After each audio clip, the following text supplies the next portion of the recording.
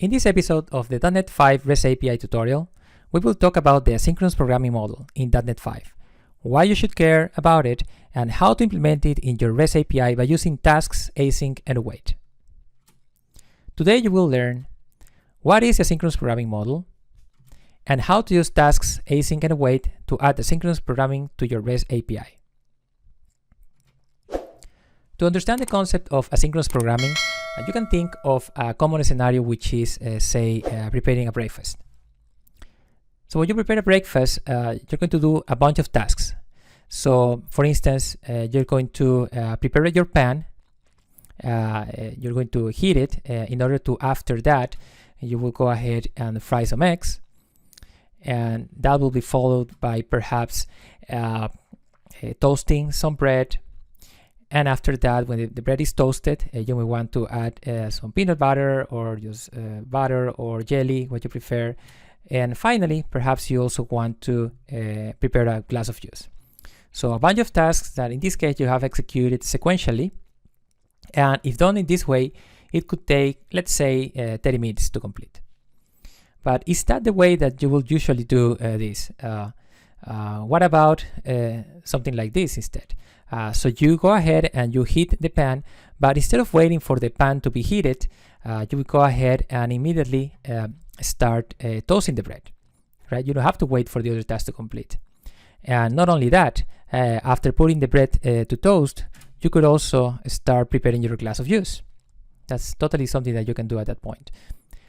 And then, yes, eventually the pan would be heated and you can go ahead and fry your eggs. And also, while that's happening, you can, if the bread has been toasted, you can go ahead and put the peanut butter, jelly, or what you're going to put in that bread. So things are happening, a bunch of things are happening kind of in parallel, and as opposed to sequentially. And with this kind of sequence of events, you can reduce significantly the time it takes to prepare your breakfast. So let's say all the way back to 15 minutes. These two models is what we call, the first one is what we call the synchronous programming model. Making an analogy to our programming models, that would be synchronous. And then the other model will be asynchronous. So in a synchronous programming model, you are not waiting for every single task to complete before starting another one. So you start it when you can, and you go back to the previous task when it's time to do so. So then, thinking back to our current scenario, we do have a database, a MongoDB database. And then we do have a repository class that's interacting with that database. Now, interacting with a database is an expensive operation because you have to perform input-output, right? You have to go over the wire and talk to that database. That database may take time to give you back results, depending on where it is, depending on how much load it has at that point in time. So it may take time. So you don't want to be waiting for that database to finish the work. So what you're going to do is, instead of doing a synchronous call to database, you're going to do an asynchronous call to the database. So you start the work, and then you let it finish the work. And while that's finishing, you just go ahead and do something else if you have to do something else. And the same way, we will have our controller talking to the repository. But now we're going to turn it into an async call. So the controller will talk to the repository. It will not wait for it to finish doing whatever work it has to do with the database. It will just keep going, doing anything else that it can do. And then eventually it goes back to that task to complete the work. And the same way, whoever calls our controller should also be able to call it in an asynchronous way, so that they don't have to wait for our controller to finish whichever work is performing in order to continue doing some other work. So this is what we call basically async all the way. So all your call chain is being done in an asynchronous way, and that provides a lot of performance and efficiency to the execution of your code. In order to introduce the asynchronous programming model to our REST API, we will need to introduce a few changes to our repositories and our controllers. Let's start by making the necessary changes to our iItems repository interface. So let's open up repositories, iItems repository. And here, there are two things that we need to do.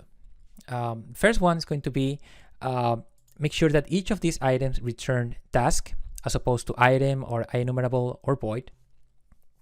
And the other one is to rename each of these methods to have an async suffix, because that's a convention when you create an API or an interface in this case, and if you have an asynchronous method, you should be suffixing it with async. That tells the consumer that the method is an async method. And we will actually start by doing that, because we're going to take advantage of the refactoring capabilities of VS Code, so that this rename happens across the board, as opposed to having us to go to each of the files and make the changes. So let me show you what I mean. So I'll just right click on get item, and I'll do rename symbol. And then what I'll do is just type the new name here, get item async. I'll hit enter. And as you can see, not only the name changed here in the interface, also if you see items controller has been modified. And if we see here where we're calling the repository, get items async is a new name that it is using already without us doing anything else. In mem items repository is also now, it has been renamed the method to get item async, and the same for MongoDB items repository, get item async. So that refactoring actually goes all the way. So we're going to do the same thing for all of the methods. And then to make things even faster, instead of right clicking, what I'm going to do is just hit F2, which is a shortcut for this. So you do F2 and then just type async. And I'm going to copy this suffix here.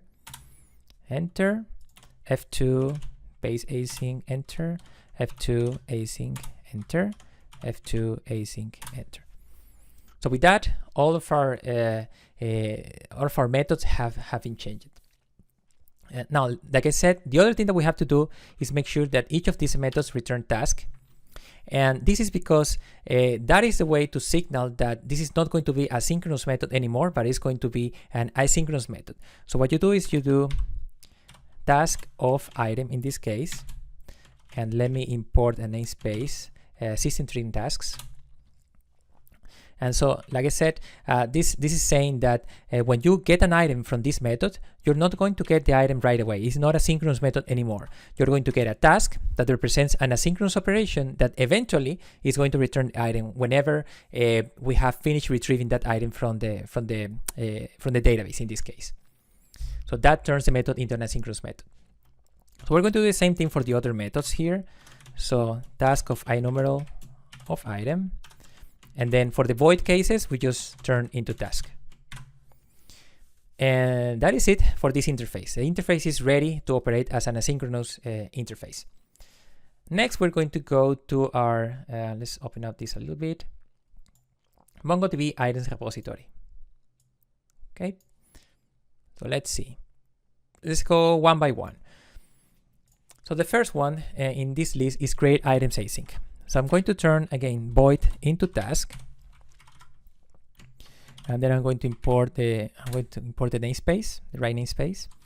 And at this point, what we have to do is start invoking the asynchronous version of the methods that, in this case, MongoDB's item collection offers.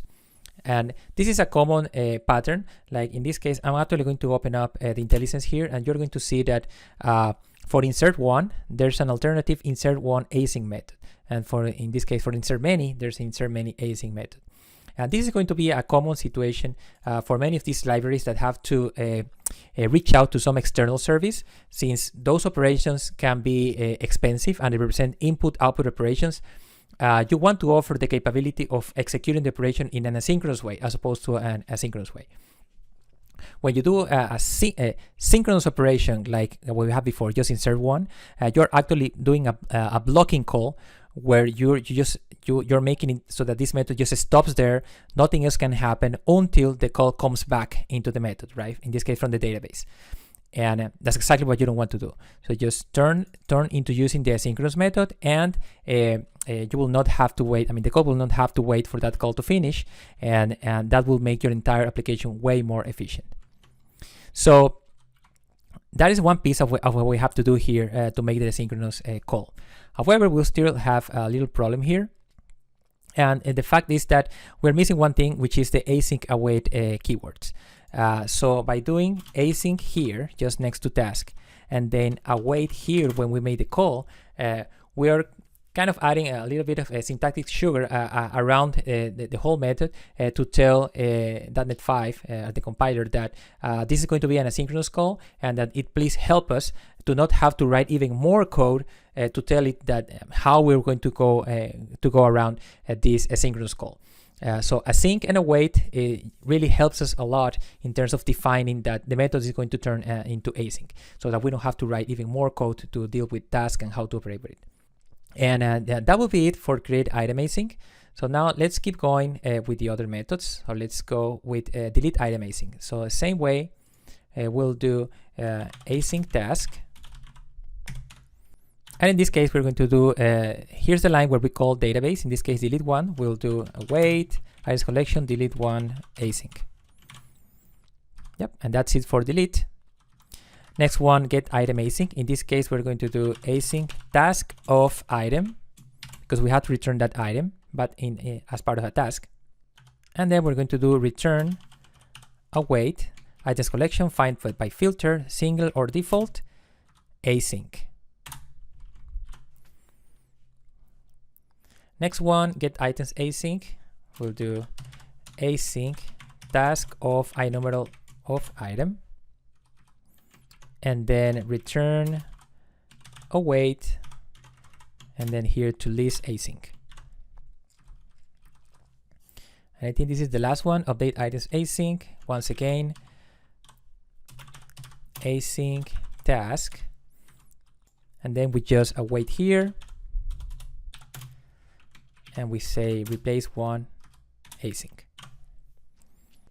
And that's all you have to do. Like I said, by doing this, you're making sure that every time that you talk to the database, you're not making a blocking call anymore. You're actually letting the framework, giving back resources, giving back the chance to the framework to keep doing work while we wait for the database operation to complete. And like I said, that gives a lot of more efficiency and performance back to your app. Now we did this, as you can see, we still have the problem with in-mem item repository, which is, this is the original repository we were using in the first videos. So we could choose to just delete really this repository at this point, because we're not going to be using it anymore.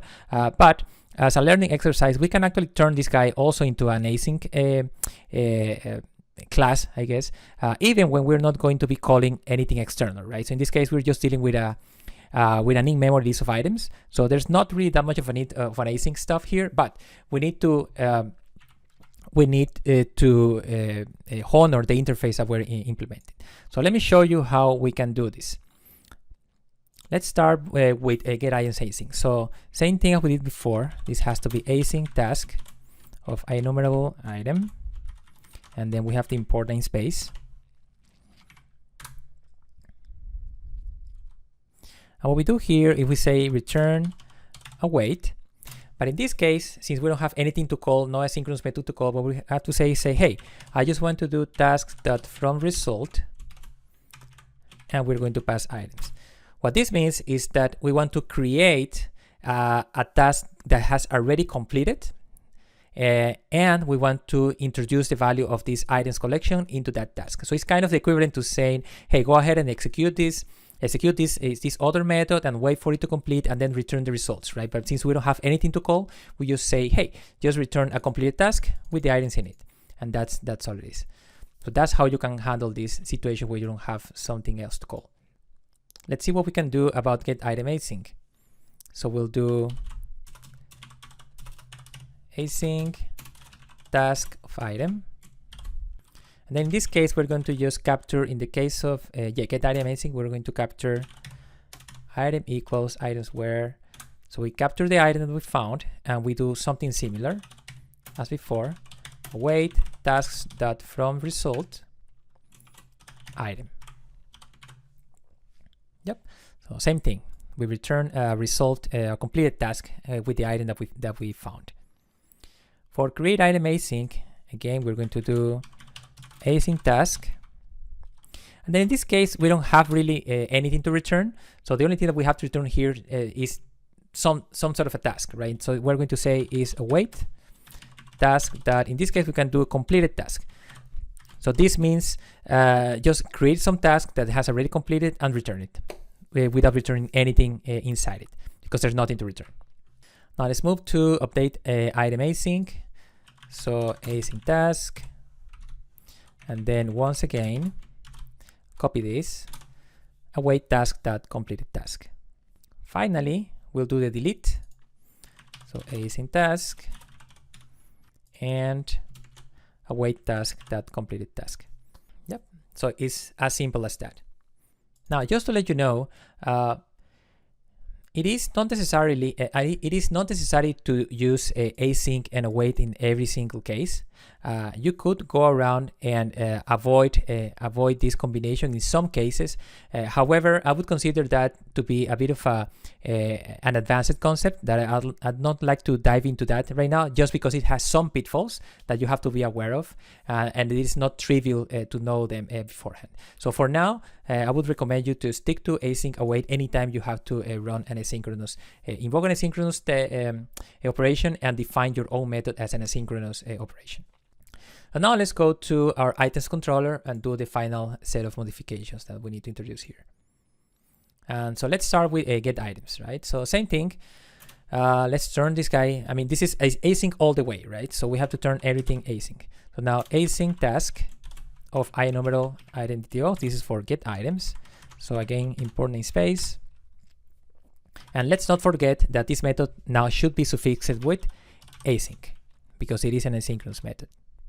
Now here, what we have to do is again do an await for the get items async call. But it's a bit more problematic here because the await is separated from the actual method, and we are trying to chain a select right away. So that's not going to work. We have to wrap this into these parentheses to tell it that first go ahead and do this. And when that's completed, then go ahead and do the select, right? So that is just to comply with the syntax that the compiler is expecting from us. I'm actually going to put this in a second line to look at it better. And just as before, we go ahead, do get items async, await for it, and when that's done, we select the items that we got, and we turn them as DTO, and then we just return them back to the caller. Moving on to get item, we're going to do now async task of action result item DTO, and it should be get item async. And here, when we call get item async, we just do await. That will do it. Moving on to the next one, post, we will do async task create item async, and then here is where we create the item. So we will do await, create item async. And then remember that now the method is actually named get item async here. So we have to do the proper rename. Next one, update item.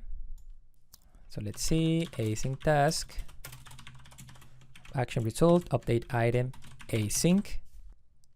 And then let's see, here's what we call it. So we will say await, get item async. And over here, we also have to await for the call to update item async. And finally, let's go to our delete item method. It's going to be again, async task, action result, delete item async, and then await. And then over here, await repository, delete item async. So now our controller is all async and is calling methods that are all async, and the repository is also calling methods that are all async. So we are doing async all the way, basically. So let's see how this goes. So I'll just going to do F5 now.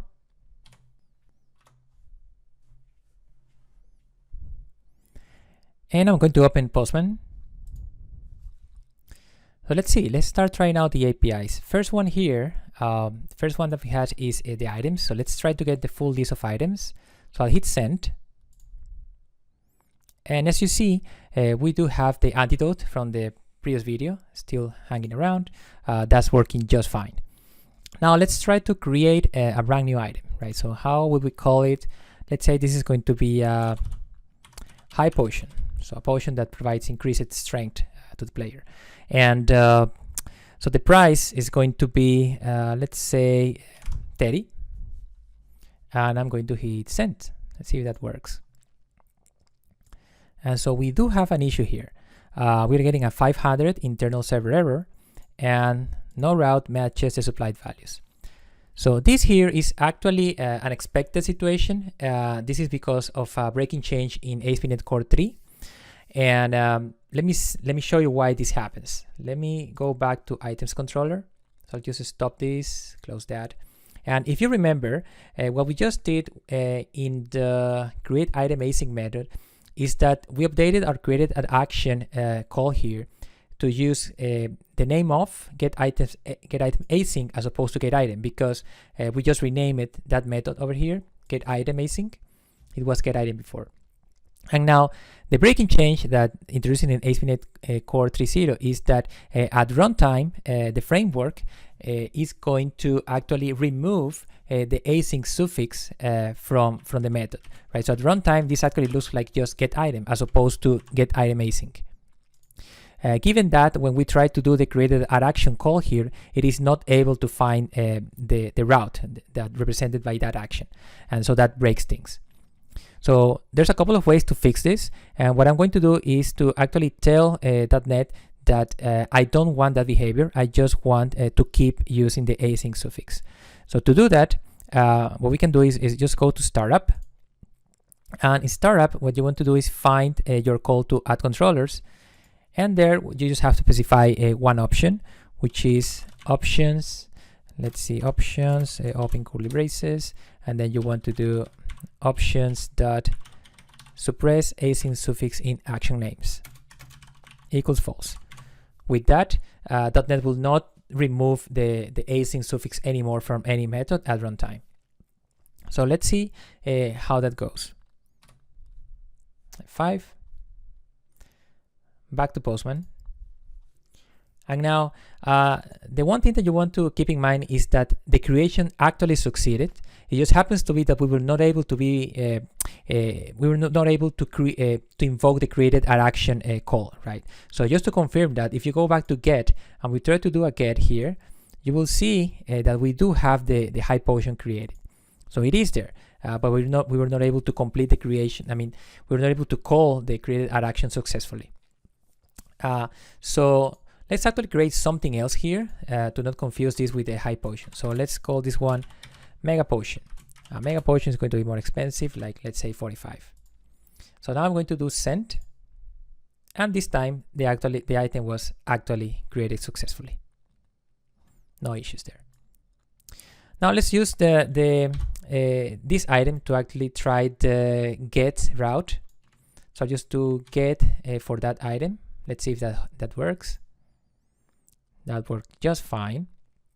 And now let's try our put route for that item. And so let's see, we're going to use the same name, perhaps Mega Potion, but let's put another price. Let's see what price we have here. We have 45. Let's say it's even more expensive, 50 for the Mega Potion.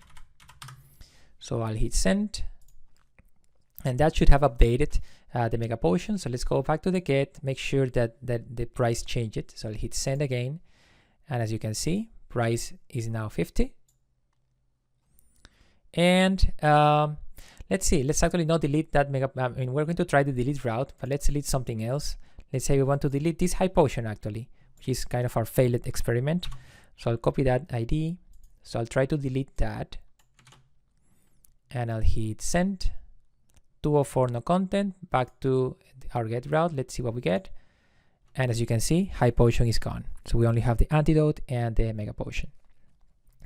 If you want to confirm that things are actually getting written to the database, it's as easy as going back to VS Code and close, and I'll open up again our MongoDB extension here, catalog, items, and we do have, let me refresh this, we do have 2 documents, one for the antidote and one for the Mega Potion. And yeah, now you have a fully asynchronous REST API, which is going to give you great performance and great efficiency from here on. So as usual, I'm hoping this was very useful for you. And if it was, like as always, just consider hitting that like button and consider subscribing to the channel so you can tell that anytime I create new videos. And so yeah, thanks for watching, and I'll see you next time.